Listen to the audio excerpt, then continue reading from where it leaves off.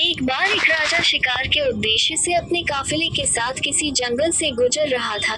दूर दूर तक शिकार नजर नहीं आ रहा था।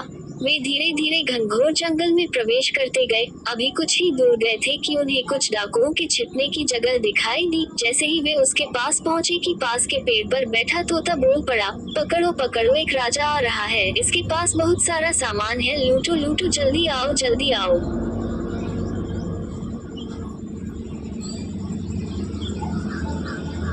तोते की आवाज सुनकर सभी डाकू राजा की ओर दौड़ पड़े। डाकुओं को अपनी ओर आते देखकर राजा और उसके सैनिक दौड़कर भाग खड़े हुए। भागते भागते कोसों दूर निकल गए। सामने एक बड़ा सा पेड़ दिखाई दिया।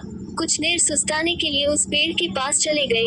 जैसे ही पेड़ के पास पहुँचे कि उस पेड़ पर बैठा तोता बोल पड़ा, आओ राजन, हमारे साधु महात्मा की कुटी में आपका स्वागत है। अंदर आइए, पानी पीजिए और विश्राम कर लीजिए। तोते की इस बात को सुनकर राजा हैरत में पड़ गया और सोचने लगा कि एक ही जाति के दो प्राणियों का व्यवहार इतना अलग अलग कैसे हो सकता है।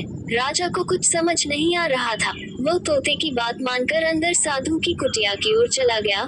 साधु महात्मा को प्रणाम कर उनके समीप बैठ गया और अपनी सारी कहानी सुनाई और फिर धीरे से पूछा, ऋषिवर, इन दोनों तोतों के व्यवहार में आखिर इतना अंतर क्यों है?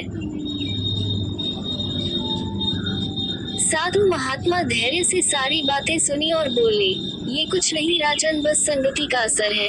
डाकुओं के साथ रहकर तोता भी डाकुओं की तरह व्यवहार करने लगा है और उनकी ही भाषा बोलने लगा है। अर्थात जो जिस वातावरण में रहता है वह वैसा ही बन जाता है। कहने का तात्पर्य यह है कि मूर्ख भी विद्वानों के साथ रहकर विद्वान बन जाता है और अगर विद्वान भी मूर्खों की संगत में रहता है तो उसके अंदर भी मूर्खता आ जाती है। इसलिए हमें संगति सोच समझकर करनी चाहिए।